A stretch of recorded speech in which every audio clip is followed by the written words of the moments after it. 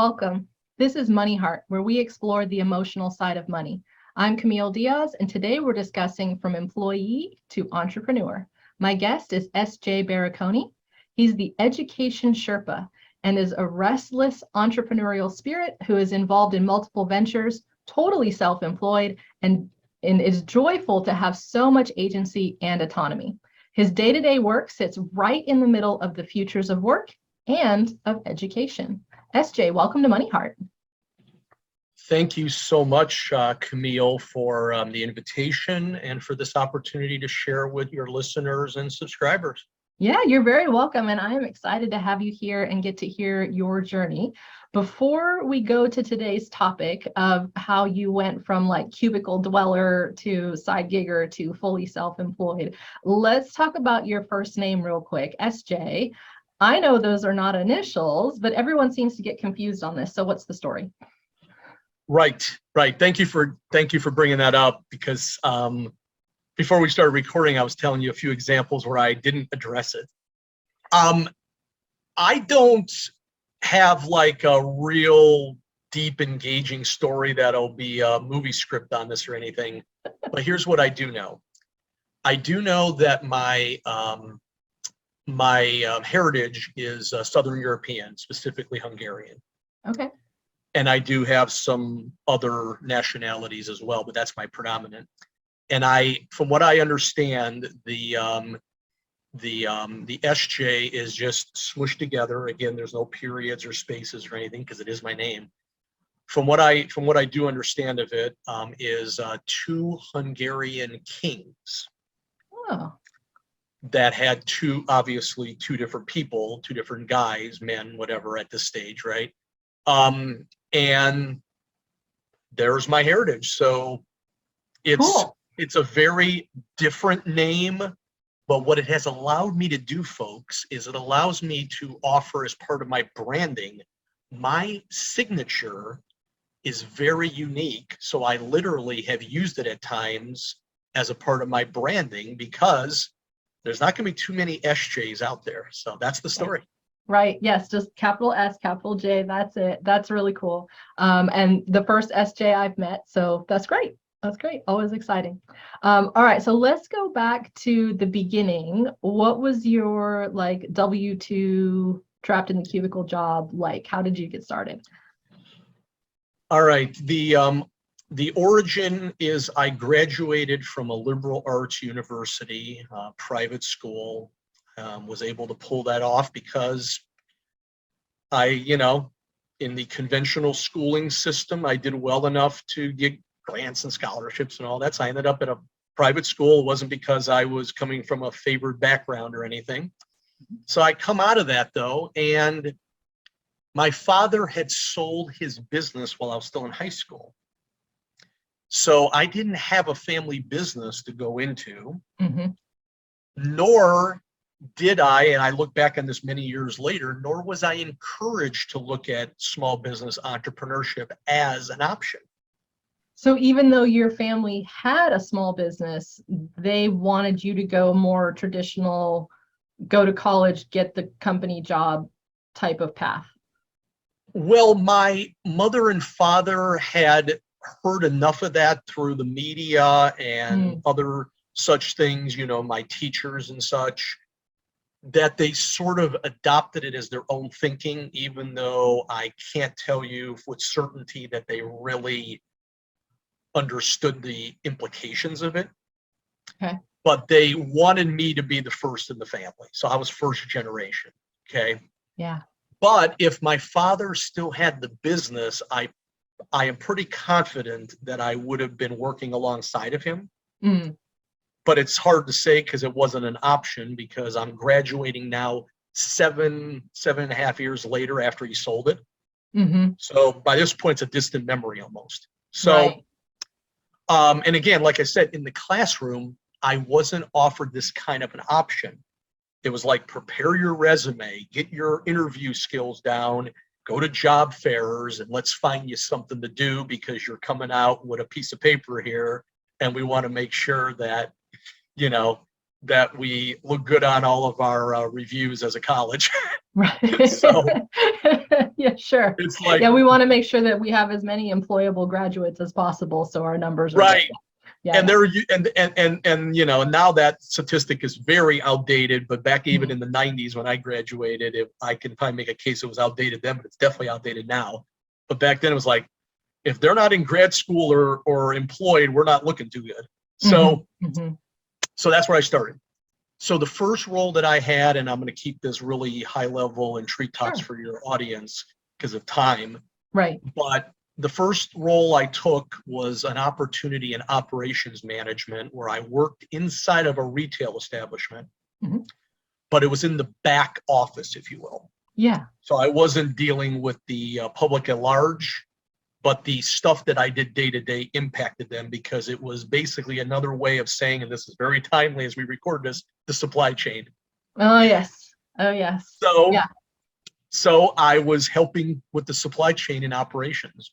Mhm. The issue I found, and looking back on it many years later, I clearly was culpable in my own way, and I also was a part of a culture that wasn't healthy. Again, looking back, it's easy to say, but I Right. ended up resigning because it just wasn't working out. Mhm. And I realized later that my people soft skills were not well developed. And frankly, it's easy for me to say too, but I don't think management here was all that attuned to what I refer to the modern day as humanizing workplaces, meaning treating people as individuals. Mhm. So didn't work out. Yeah. Next stop was in restaurant management, where I lasted even less because I realized that while I love to eat at restaurants, running them wasn't my thing. Running restaurants is tough.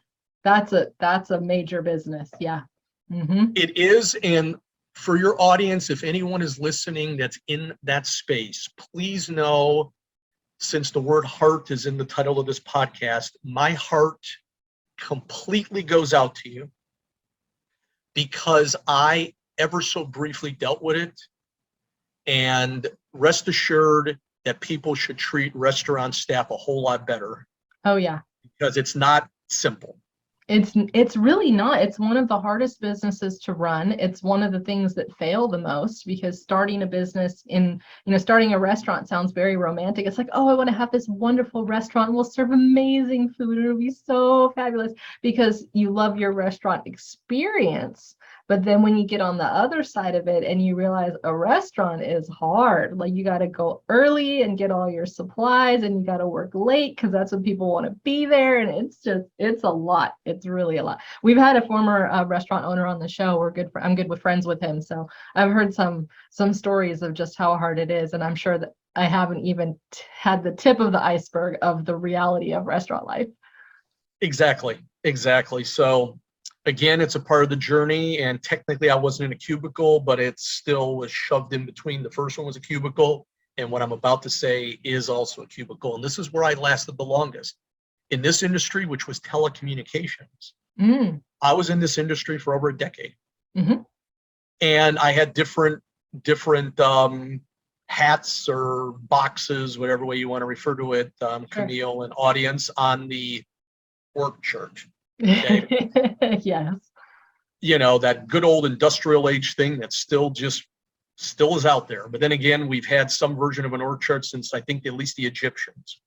I think so. Yeah. The pharaoh, the right. satraps, I think it was called satraps or satraps, however you pronounced it. Don't ask me to help with Egyptian. I do not know any of the rules. Right.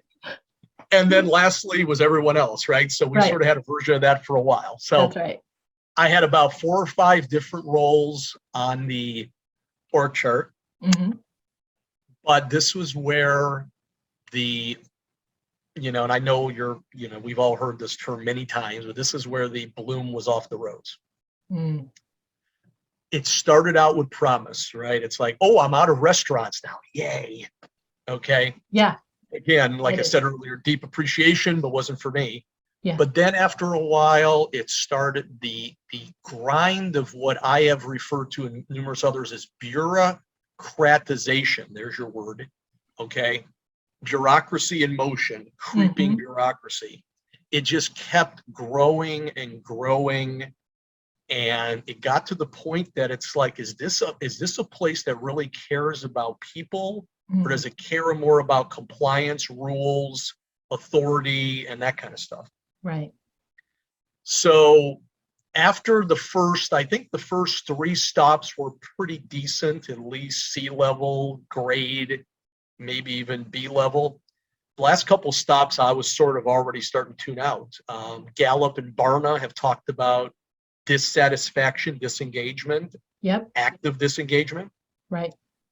I would like to say to your audience that if this is you, please know I've been there, and I can absolutely be a resource to you because my own story includes it. I was borderline actively disengaged because mentally I'm already checking out. Socially, I'm not really getting the support socially because a lot of people think coworkers are friends, and I'm not saying that they're mutually exclusive. But what I am saying is don't automatically assume it, please. Right.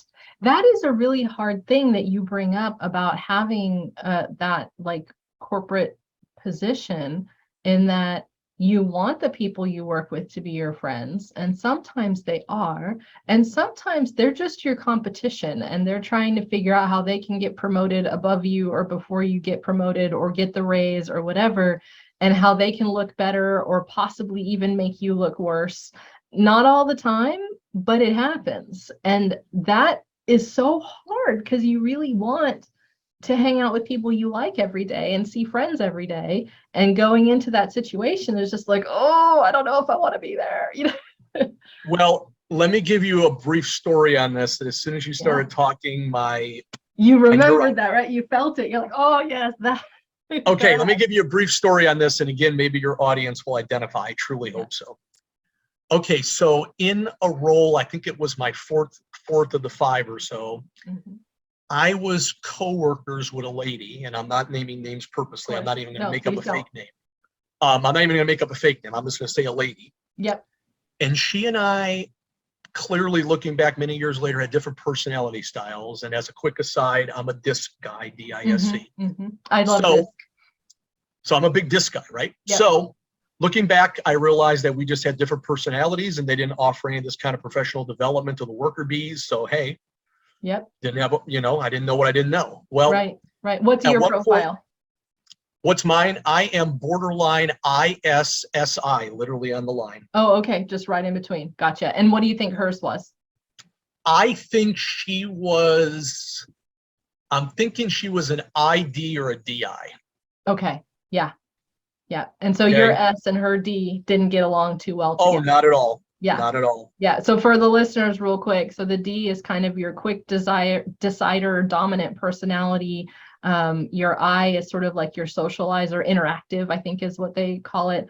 Your C's are your facts, figures, spreadsheets type of people. And then your S's are your super loyal, stable, consistency type of people. And so when you have one of those quick decider D's who's like bouncing here, there, everywhere, with a person who's an S who likes stability and consistency and to know what's up, it's really hard. It can work, but it's because it balances if they understand each other. But if they don't understand each other, it can be a nightmare. So totally feeling you on that. Yeah, I get it.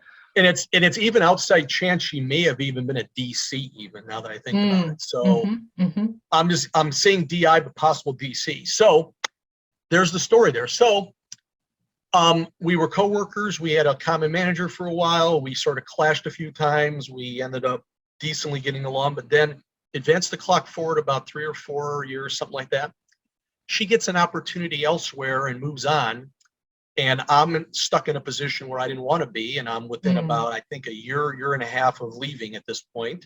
Like I said, I'm already checking out on all these levels. You're already not paying attention. You're just kind of showing up, doing whatever you have to do, not get fired. So this was one of my, exactly. So this was one of my last ditch attempts, because believe it or not, okay, one more quick one. I applied. They were looking for people to voluntarily leave. Oh. I threw my hat in the ring. Yeah. And would you believe that they wouldn't let me leave, but they also didn't offer me any opportunities to grow? So they literally had me in a pincher. Eesh. Okay. Yeah. They didn't want me to leave, and they turned me down, but they didn't offer me any opportunities to advance. So I was literally stuck. Yeah. Yeah. So this was one of my last attempts. As I saw on an internal board, here's an opportunity. It sounded pretty interesting, but they were using a bunch of HR mumbo jumbo that didn't make a whole lot of sense to me. And here's what the funny thing was, and I'm going to lead right to the end of this story now, because I can talk about this all day, but I'm going to get right to it. The lady who was the hiring manager was this same one that I was working with 4 or 5 years earlier. Oh my gosh. And I give her credit, because here's what she did. She called me. I think she called me because she didn't want anything in writing. Yeah. She called me offline and said, SJ, this is actually lateral, and it technically would be a little less, because I can see your pay grade and everything, because I'm now in a hiring position, hiring manager mode. Mm-hmm. She said it would be a little less of a pay grade and it would be lateral. Do you really want to stay in this pool? Wow. She said, technically, I shouldn't tell you that, but I am doing it because I know we came to at the top. We came to at the top. Right. Yeah. Yeah. It's 5 years ago too. So to this day, though, that's the kind of stuff I was dealing with. So this was my last stop. And once the ability to leave on voluntary basis, and once that didn't work out, it was just a matter of making sure there was enough money in my accounts and such to leave financially. And I did. So there you go. Yeah. And what a credit to her for actually giving you the heads up on that. That was like kind of nice, even though you hadn't really gotten along. So yeah, very cool. And I don't blame you for leaving. So how did you get started? Because you said you kind of went W-2 to side gigs. That's to right. Full self-employment. So what did you do next? Like, what was your kind of side gig thing? I totally agree. Thank goodness you made sure you had enough money to survive first, because there's so many people that just get angry and they're like, I'm out. I don't care what I have to do. And 2 months later, the money is gone and we're living in our car. And it's like, oh, maybe I cared a little bit, like, glad you didn't quite do that route. Right. Well, the first thing I did is, even though I'm not sold on this as a vehicle as I was in the past, because as I become more of a lifelong learner, self-directed under the Education Sherpa, I believe there's better ways, but I still have to give credit where it's due. It got me enough seed corn that I wasn't starving. Yes. I beefed up my 401k to a pretty maximum extent. Mm-hmm. And that really helped, because again, like I say, all these doors were either not available, period, or they were closing to me. Right. So along the journey, and again, I'll have to cut a few details out due to time, another coworker who I never directly worked with under the same manager, but we were on a project together, and this was a pretty large entity, so there was all kinds of different departments. He and I got along a lot better than this lady and I, and he remembered me a number of years later, and we kept in touch from time to time, even though we weren't on the same project again. And one day he was calling to see how I was doing, because we hadn't worked on the same project in quite a while, and he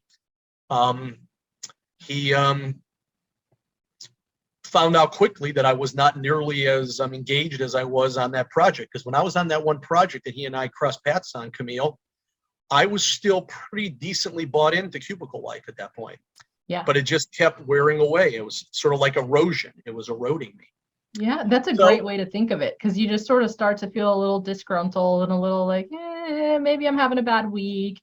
And then eventually you get to the point where you're like, I really hate it here and I've got to do something.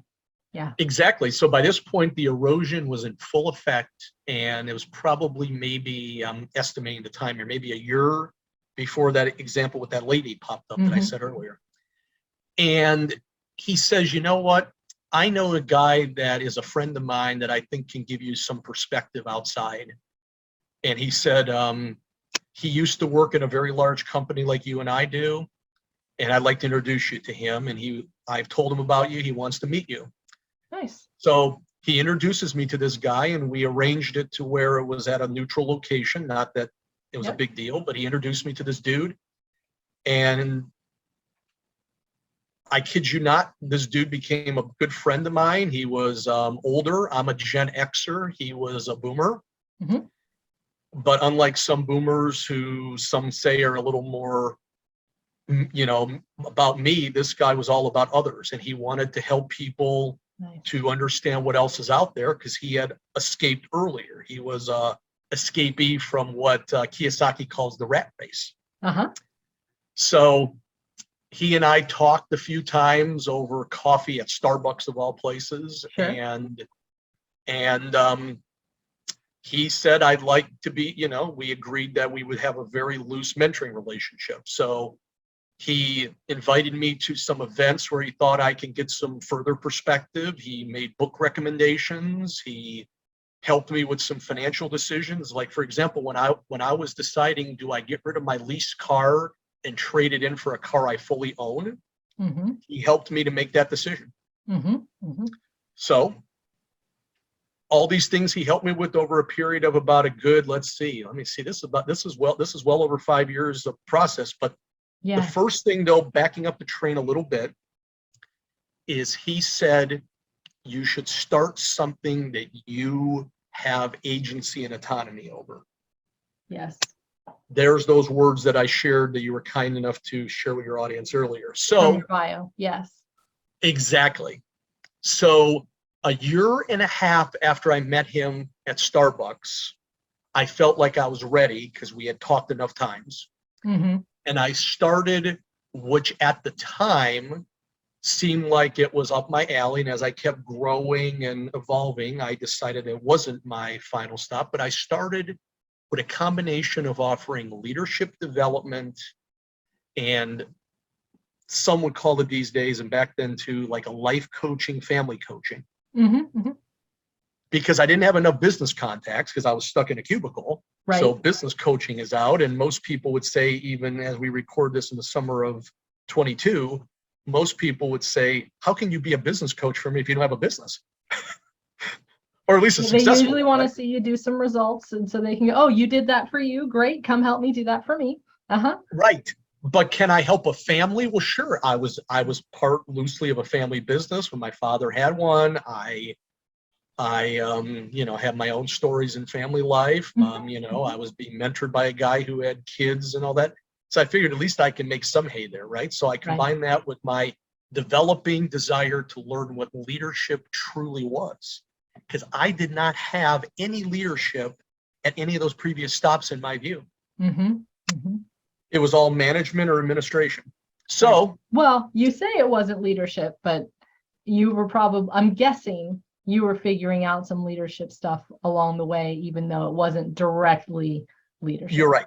Okay. Correct. I was learning things that I had not been taught in 17 years in a classroom, nor in over a decade in these 3 places that we went over. Right. So that was my first start. I did that for a little less than 3 years, that combination. And then I came upon some material in the tail end of that almost 3 years. So now we're in the summer of 14. So 8 years ago, almost to the month as we record. Yeah. And it was about the roots of education in America. And some origin stories, things like that. And I devoured this stuff. And it's like, oh, that's what I didn't learn. And it almost as if it was like the key to the puzzle. It was the eyes are now wide open, whatever way you want to metaphorize this, or simile or whatever. So as I kept reading this stuff, I started to go to some professional events. By this time, I'm starting to attend some stuff and get out there, because I needed to get, at that time, I didn't understand what it meant, but B2B, right? Yeah. So I started to get out there where I could, and I was side gigging it still, but I was still finding ways to attend some after hours events and occasionally lunches, things like that. So then the light bulb came on, and step by step, starting in the summer of 14, it took probably, I'd say I really started to get a really good grip on it within about 9 to 12 months. So by the summer of 15, I was now fully an educational entrepreneur. Yeah. So the coaching, while I appreciated it, the leadership development was now in the past. I did that with almost 3 years as the hustle. And then during that 9 to 12 months, something else happened, the magic. The side gig became full-on self-employment. Nice. I wrote, and your audience, I think, might appreciate this as well. Have the courage, have the heart. There's that intentional use of that again. Have the courage and the heart, but also keep the discerning mind involved too. And also have that social circle around you that will be champions and encouragement. Write your retirement letter, and I say that intentionally, to corporate America. Write it, send it, and back it up by becoming a producer of value instead of a consumer of resources. Yes. So I want to unpack a whole bunch of stuff you said, because I know there we're we going to go. get onto that consumer producer thing. But I love how you pointed out two things that are classic entrepreneur stories, which I think a lot of people gloss over. One is the amount of time it took you. It wasn't like you decided one day you wake up and you're like, you know what, I'm really not loving my corporate job. I think I'm going to bounce, and then just leave. And 3 weeks later, here you are, full-time entrepreneur. Ta-da, I've got my business and I'm fabulous, right? It doesn't really work that way. It's years. And everybody wants it to be like 2 months. It's not how it goes. The other part that you said was, how it evolved over time. You started in one place and you kind of shifted and narrowed. And then all of a sudden you finally, after, 5, 6, 7 years, mentoring, networking, reading, all of that, figured out, oh, this is my thing.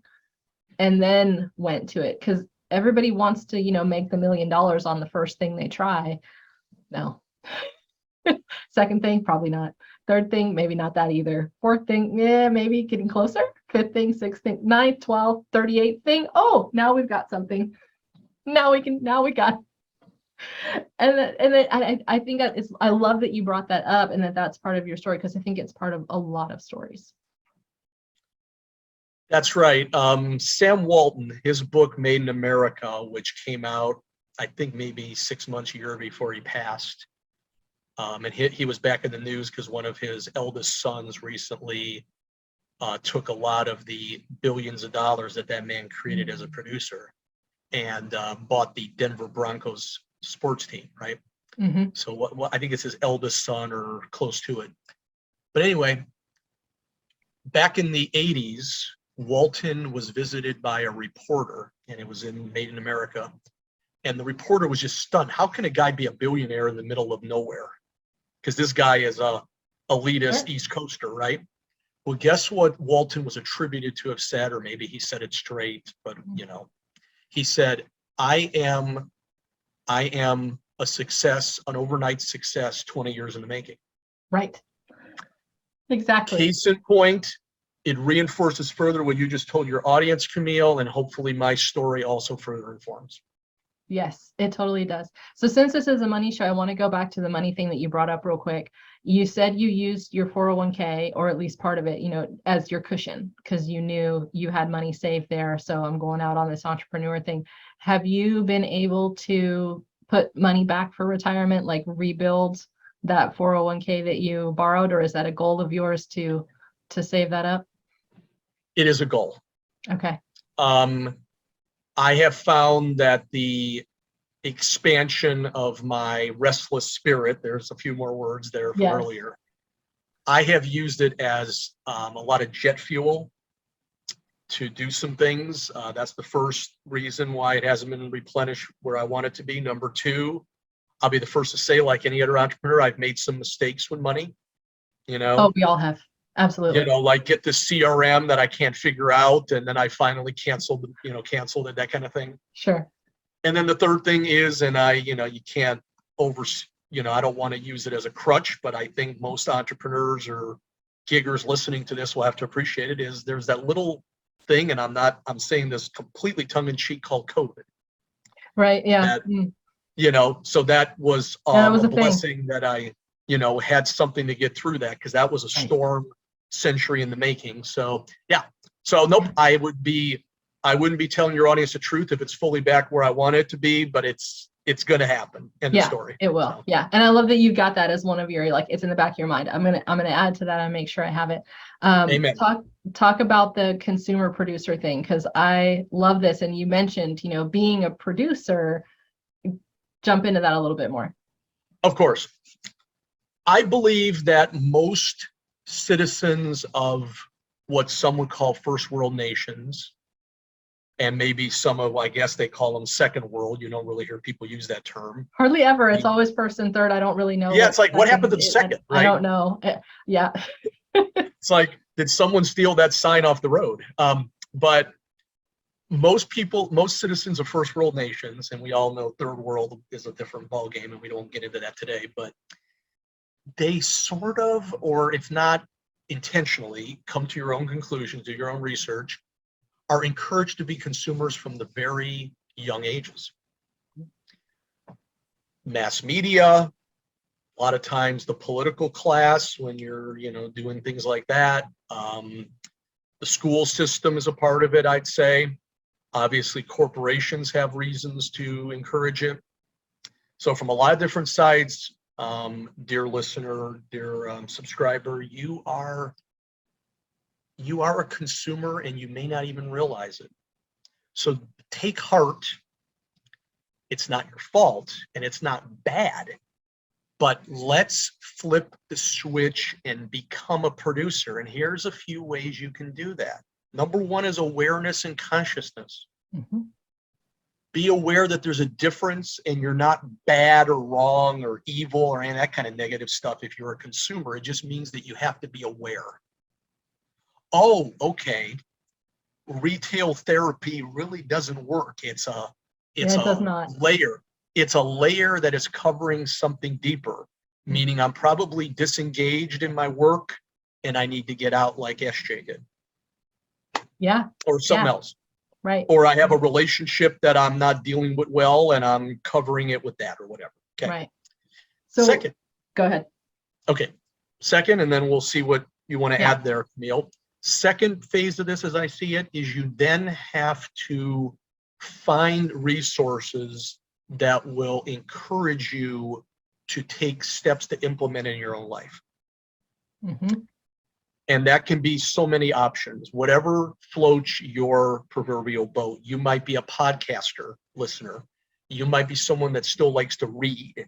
You might be someone that likes to be around people that can encourage you. So maybe you go to an in-person event, but since we're pretty much back to the normalcy or however you want to phrase it, you might do it through videos.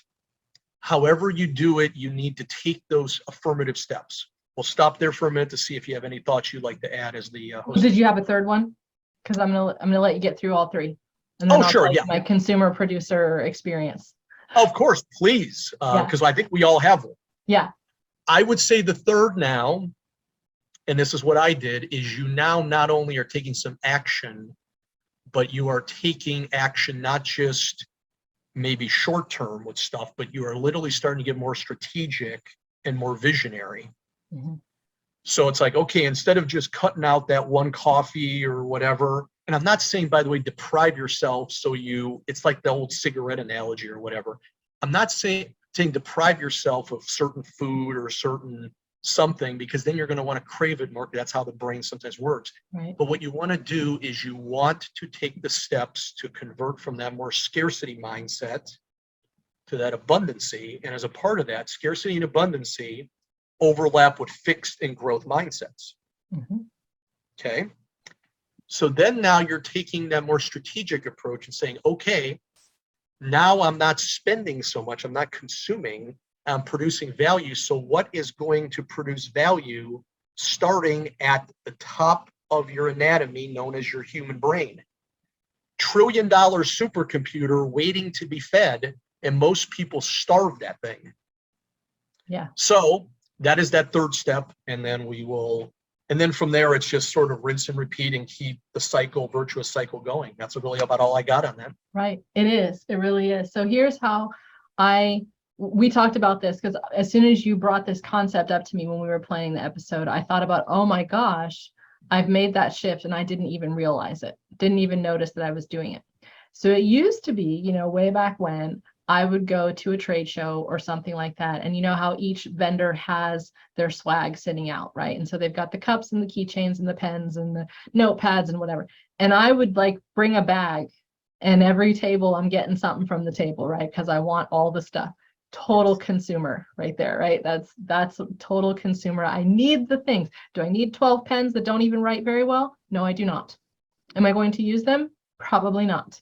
I'm going to pick the 2 that work really well, and I'm not using the rest. They're going to be gone. I'm going to give them away. I'm going to throw them out, whatever it is. Okay, total consumer thing. Will I use 6 or 12 different Post-it notepads that are all different sizes and colors and shapes? Yeah, probably not.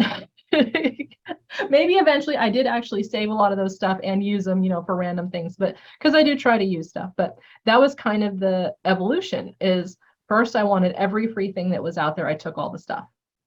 And then I got to the point where I would just take the things I thought I could use. So it'd be like, well, this one seems pretty good. I'll get that one. I like this notepad, or I like this color, I like this cup, or whatever. I'll use that one. So I'll just but I still come home with a pretty good sized bag of stuff. And then now, as having been an entrepreneur for so long, having done various shows where I'm the one giving away things, where I'm the one footing the bill for the pens or the notepads or the whatever I've come up with to give my people, where I understand it because I'm a business coach from the side of the entrepreneur who has designed that, put effort into it, put money behind it, brought it out, and then it's got all these people that are just coming and sucking up their stuff without even learning about their business. The last time I went to something, which happened to be a sports event, right? It was a sports event, but they had all these vendor tables because it was like a national level sports thing. So they've got all these vendor tables with all these sporty giveaway swag stuff. And I'm walking through and I'm looking at every table and I'm like, well, I'm not going to use really any of these things. I don't do this sport, like I don't do this activity. I don't do activity at this level. I don't need any of their stuff. I'm not taking anything. And I realized when you and I talked about this consumer producer thing, I hardly ever take things from trade shows anymore. Like hardly ever, unless I have a conversation with the people that are there. I think I might buy their product and they have something that I'm like, yeah, I'm totally going to use that, on my way home, almost like immediately. So it's complete flip. Exactly. And one way you can sum this up, and feel free as a listener, subscriber to Camille's podcast, folks, look up Zig Ziglar. Zig Ziglar. Look him up. He did a talk many years ago called Price versus Cost. The price of something is what you see in front of you as a consumer. And if it shows $0, meaning you're not going to get tackled and shackled by someone if you take it off of a table at a trade show or a expo or whatever. Remember that there is a cost to the person who has put it there. Price, cost, not the same thing. Yes. That, I think, might put it a little bit more and even more perspective. So I thought I would share that. Yeah, I love that. Thank you. Tell us real quick in our last few minutes, what are you most excited about right now? What's good in your world? What I'm most excited about? I am most excited that even with the darkest days of the COVID era, and that's why I made very clear earlier that I was not minimizing it, I was just tongue-in-cheeking. Yeah. We had, by some accounts, some of the strongest business startup formation activity that we had seen in a long time. Mm-hmm. Mm-hmm. So people were saying, you know what, this might be my time to shine. Does that mean that anywhere close to all of those formations and startups are going to be successful? No, we just got through that example earlier where it might take, just like Walton, with his attribution. Yeah. But that made me excited. But what makes me further excited is that even though at the time of this recording, and again, come to your own conclusions, I would like to think that a good chunk of people would say the pandemic phase is over and we're probably endemic, right? And again, come to your own conclusions. That momentum has not stopped because people are saying, well, you know what? My employer wants me to go back to the office, or my employer wants me to go back to working the schedule before the COVID era's lockdowns and quarantines and such. And they're saying, Yep. Take your agency and autonomy seriously. Be the producer, because in chaos, I mean, at the time of this recording, we have some of the highest inflation since my father was in his first decade of business. And I remember him telling me these stories when I was very young, and I didn't appreciate it completely until now. Yeah. 1979-ish, 80-ish era here. Okay. Long time ago, folks. So, number one, there's opportunity in that chaos. Be a producer, find it. Number two, supply chain disruptions. Find the opportunity. Maybe it's teaching people to grow their own food. Okay, something like that. And then number three is don't let the media and the political people talk you down, because one guy was attributed to have said that politicians' first priority is election, second is re-election, and third is everything else, and it's far behind. Mm-hmm. So be your own solution and be a producer of value, not only for yourself and your household, but also for other people in your community. So that's what gets me excited. I love that. Thank you so much for sharing with us today. Really appreciate it. Well, thank you for the opportunity, and I trust that I was able to add some good producer value. Yeah, absolutely. If you would like to get in touch with SJ, you can find him on Instagram at @Education Sherpa, or look him up on LinkedIn. And of course, I'll have links to both of those in the show notes. Thank you as well to all of our listeners and viewers. I'm your host, Camille Diaz. I'm a business optimization coach, financial educator, author, and speaker. You can contact me and find out what I'm up to through my website, CamilleDiaz.com, and follow me on social media at CamUnfiltered. Be sure to follow MoneyHeart at MoneyHeart Show, and our website is MoneyHeartShow.com. The money mantra that SJ has for us today, and he's going to explain it after I say it, is time equals gold, money equals silver. Elaborate on that for us, SJ. Of course. Your time is the most important commodity. It's your biggest asset. Rather than using layers and masks for your time, I am so busy, I don't have time. You are lapsing into a scarcity fixed mentality mindset. Mm-hmm. Create the time for the priorities that you have. Define them. I am not a coach anymore, but what I am is I am an education Sherpa. So I want you, as a Sherpa, as a guide, I want you to define those priorities, because your time is your gold. Okay? Don't use those things that I just said, okay? Get that off your plate immediately and figure out how you can make the time. An Eisenhower matrix might be a good thing to do, where you define urgency versus priority versus etc. Yep. Then you attach the money train, the silver, to that. So your time is the most valuable. Value it well. Attach the money, the monetization to it. And keep in mind that even in a really wacky time as we are now, there again is, as I said earlier, there's opportunity in it. There's teachable moments. There's ways that you can add value without coming across as exploitative. I promise you, as long as you have the right heart, money heart, there you go. Mm-hmm. As long as you have the right heart, that is why money is silver, because it follows the time. So that's what it means. I love that. Thank you so much. Thank you for the opportunity to share.